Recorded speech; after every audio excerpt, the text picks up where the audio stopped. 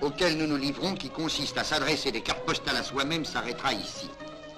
Notre film a un autre but, beaucoup plus ambitieux, que nous allons révéler immédiatement. Dans ce jardin de féerie, qui offre à qui veut bien les aimer, ces arbres, ces fleurs, ces oiseaux, ces musiques, nous avons donné rendez-vous à un musulman. Un jeune musulman qui connaît son pays par la force de la tradition et qui le préfère à tout autre par la grâce de l'amour. Le voici, je prends la liberté de vous le présenter, il s'appelle Brahim Saya. Bonjour Brahim. Bonjour. Continuez, je vous prie. Il connaît son Maroc comme il sait la bonne recette du thé à la menthe. Voilà Brahim. Imaginez que nous sommes l'ignorance même.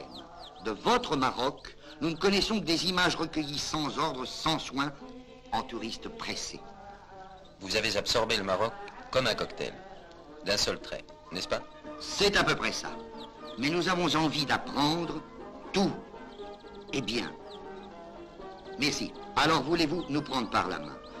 Je vous promets que nous serons la docilité même. Par où faut-il commencer quand on est bien décidé à faire amitié avec le Maroc? Eh bien, nous irons tout d'abord à Volubilis. Je me demande pourquoi vous nous faites commencer la visite du Maroc par des ruines romaines. C'est un parti pris. Ah bon? Que je vous demande de me pardonner.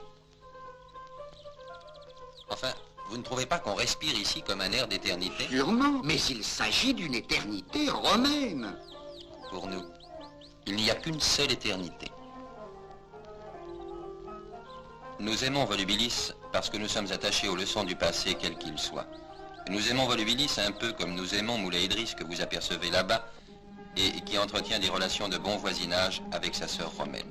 Moulay Idriss, nous allons y entrer sur la pointe des pieds. Elle est notre ville sainte, notre refuge. En y entrant, nous nous sentons meilleurs, plus fraternels, mieux inspirés. Vous avez envie d'aimer le Maroc, m'avez-vous dit. Alors apprenez tout de suite que les Marocains sont des gens passionnément attachés à la foi qui inspirent toutes leurs pensées, tous leurs actes, tous leurs gestes.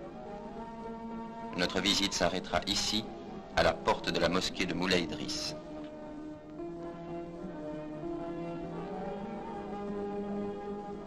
Je vous prie maintenant d'entrer dans le mouvement même de notre vie, sans vous soucier du lieu où nous nous trouvons, qui n'a pas d'importance. Regardez les visages, les attitudes. Je vous aiderai à découvrir que toute chose est inspirée par l'exemple de la vie du prophète. Les vêtements blancs dominent, prescription du prophète. Regardez bien ces gens qui sont chez eux, regardez-les à la loupe. Leurs vêtements ont été voulus pour couvrir leur corps le plus possible. C'est une intention de modestie dictée par le prophète. Le turban du joueur de gauche, la barbe des deux hommes, prescription du prophète. Assalamu alaikum wa rahmatallah.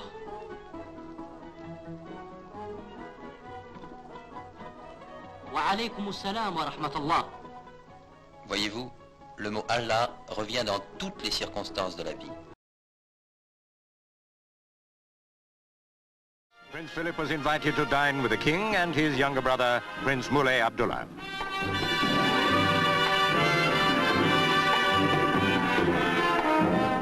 The Duke sat next to the young prince. 8 years ago, Morocco ceased to be a French protectorate, and the Sultan became king. His son now reigns as King Hassan II. In the bazaar.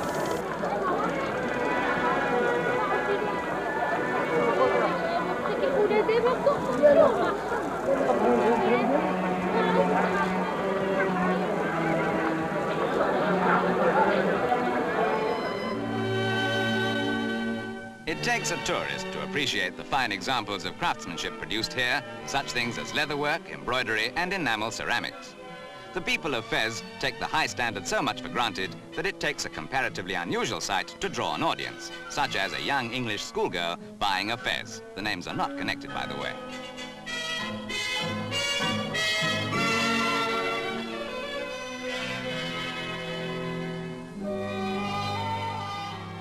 Some of the stone motifs are reproduced in Moroccan leather and in copper.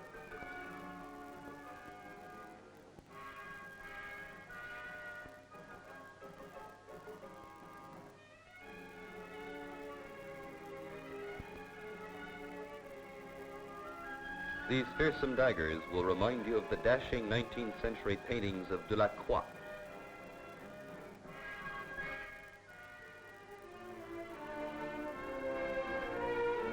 For lunch, you'll go to one of the luxurious hotels, or perhaps you'll do a little gambling in the casino.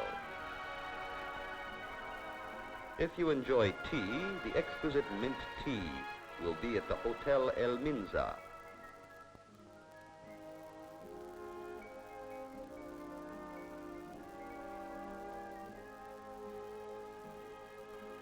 It will be prepared on a table before you, according to the strict rules of the ancient art.